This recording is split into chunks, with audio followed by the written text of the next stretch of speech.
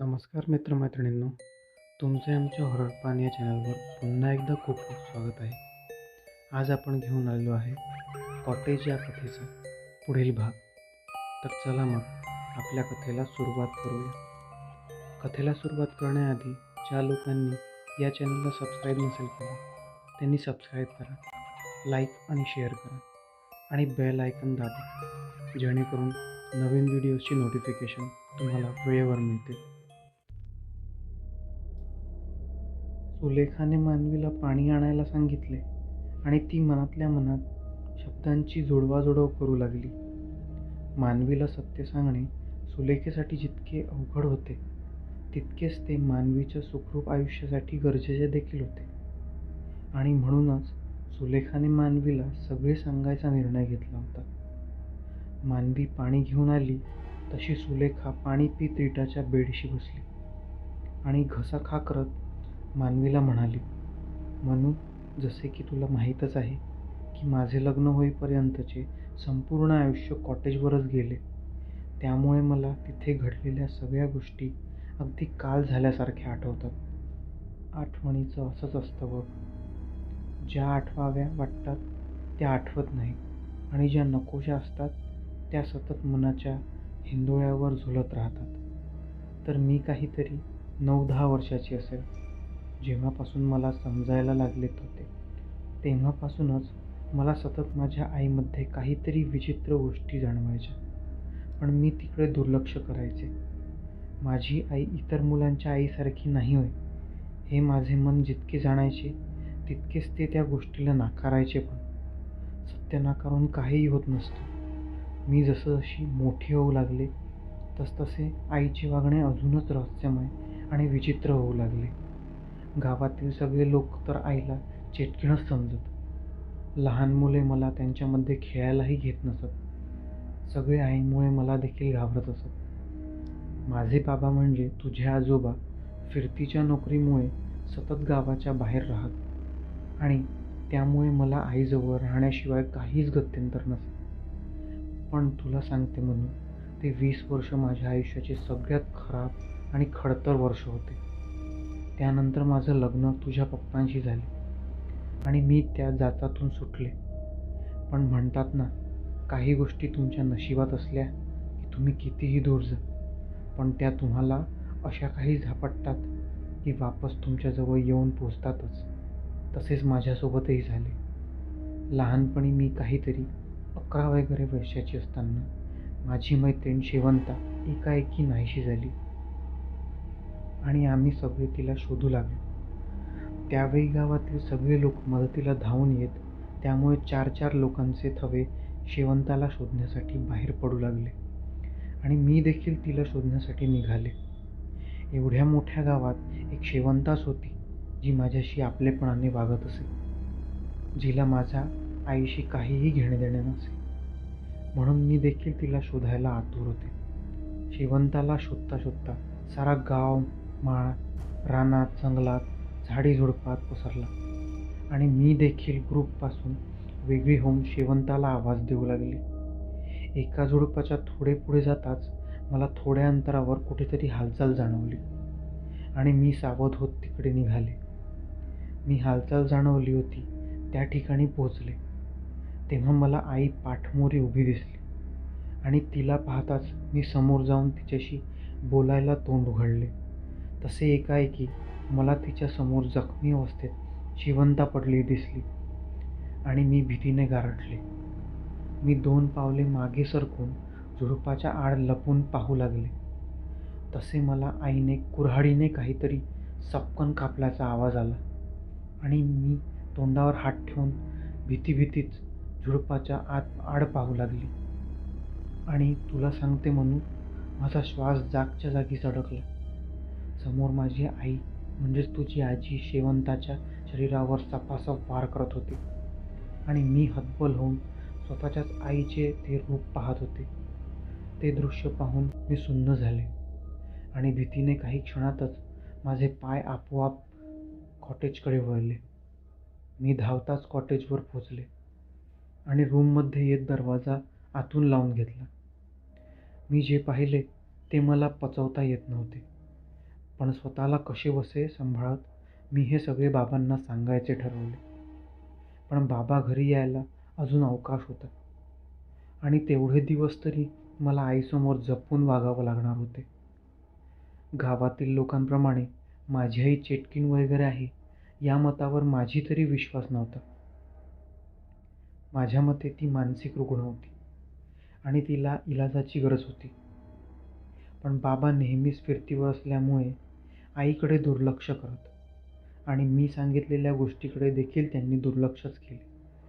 त्याचाच हा परिणाम होता. आई कित्येक वेळा मला जेवायला न देताच झोपून जाई किंवा रात्री बेरात्री तिच्या रूममधून मला जोरजोरात रडण्याचे, विव्हळण्याचे आवाज येत राहत. मी कशीबशी उशीने कान झाकून झोपली राही. सकाळ झाली की शाळेत जास्तीत जास्त वेळ घालवी.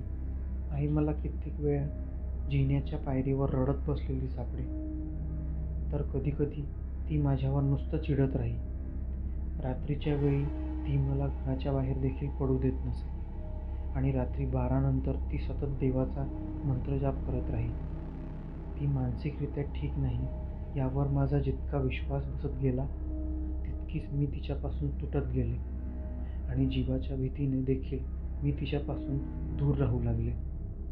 हळूहळू ती नियंत्रणात आल्यासारखी वागू लागली आणि सगळं काही सुरळीत झालं. बाबा देखील नोकरी सोडून गावीच राहू लागले आणि शेतीकडे लक्ष देऊ लागले.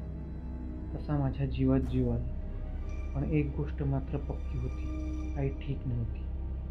ती वरवर तसं दाखवायची, पण आतून अजूनही तिची ती अमानवी मानसिक रोगी छाया बाहेर यायचा पुरेपूर प्रयत्न करायची. आणि बाबांनी कधी तिला डॉक्टरकडे नेलं नसल्यामुळे ती कधीच पूर्ण ठीक नाही झाली.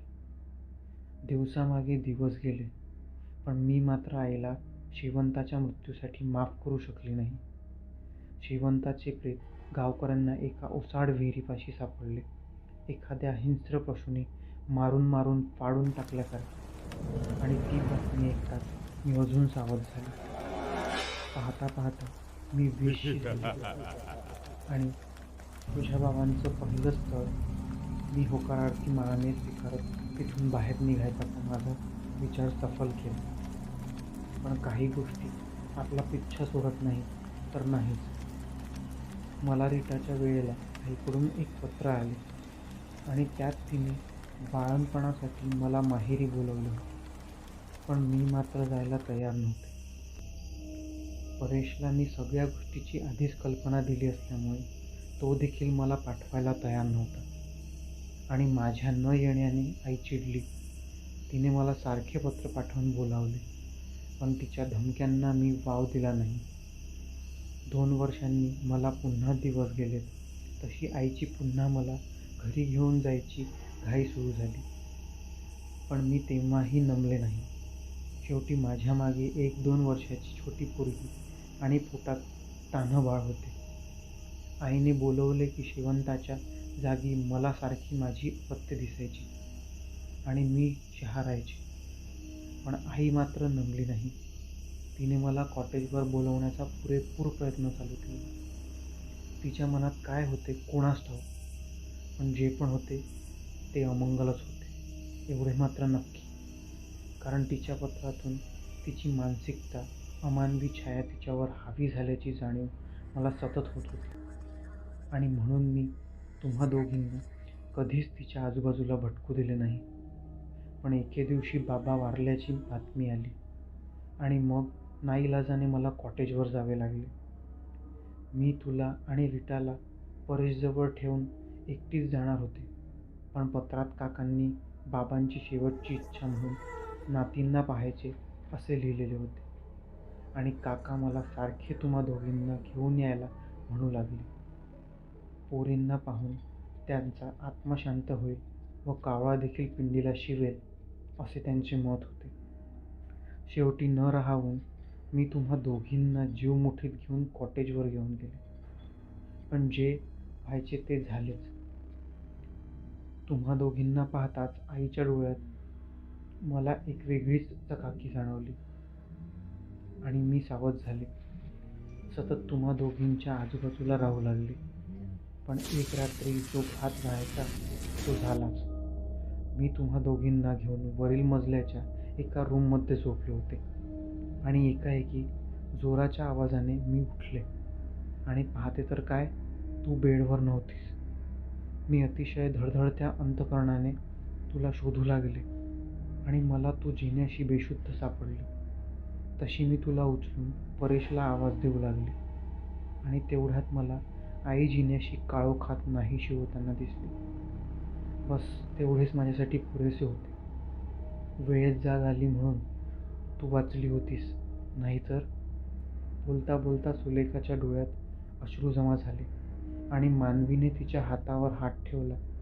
तशी सुलेखा तिचा हात आपल्या हातात घेत म्हणाली, ट्रस्ट मी म्हणू, मी तुला तुझ्या आजीपासून यासाठीच दूर ठेवले. ती चांगली नव्हती.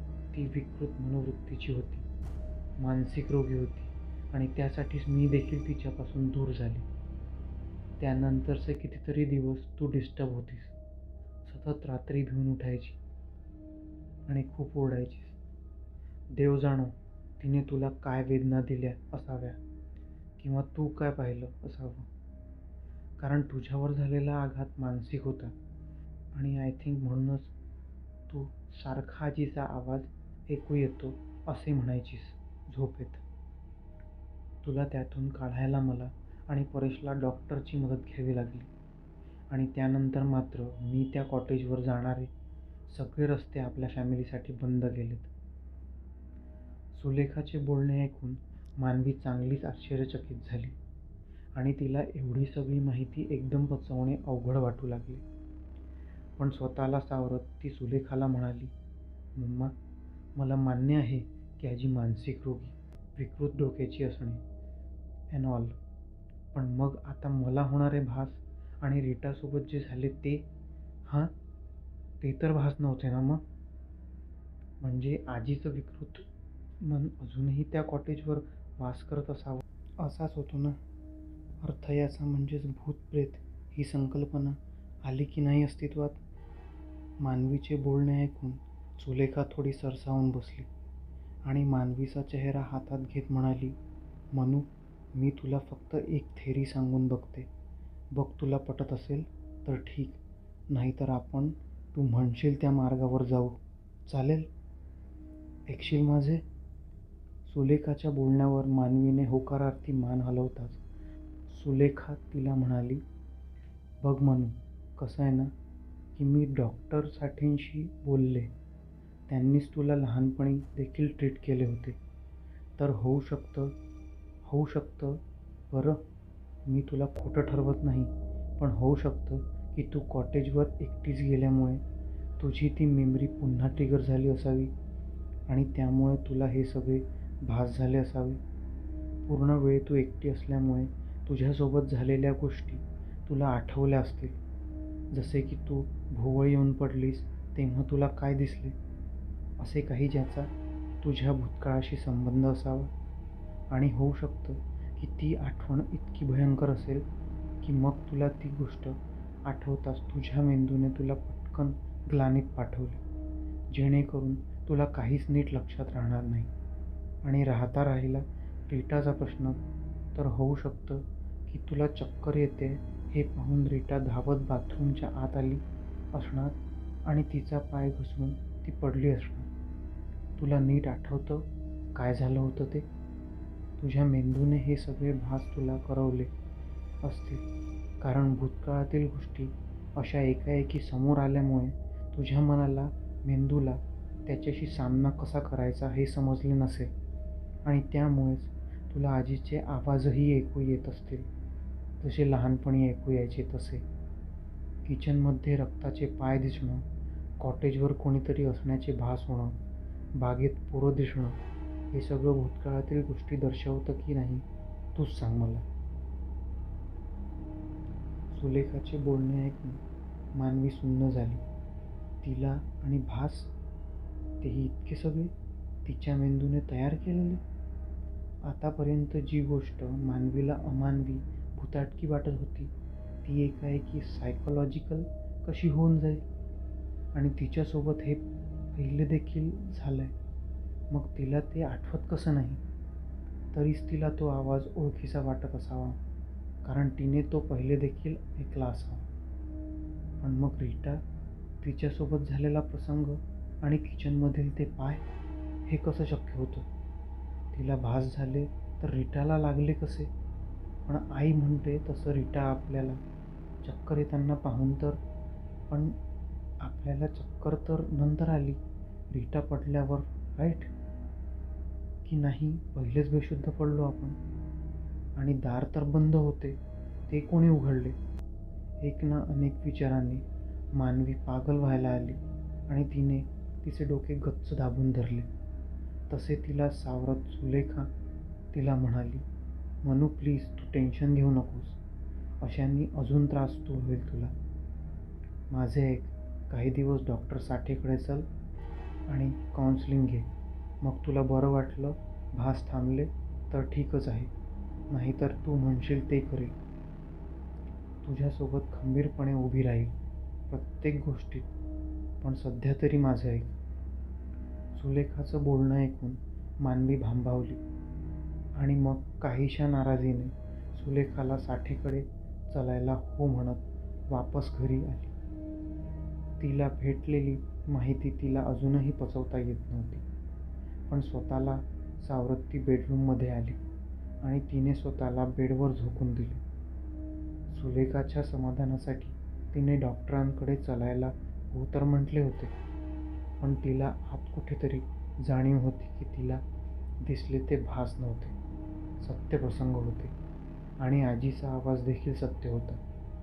होऊ शकतं की आजी खरंच चेटकीण वगैरे असेल आणि ती अघोरी शक्तींना खुश करून मेल्यावरही कॉटेजवर भटकत असेल आणि मानवी तिला आयती सावज म्हणून भेटल्यावर ती तिला त्रास देत असेल.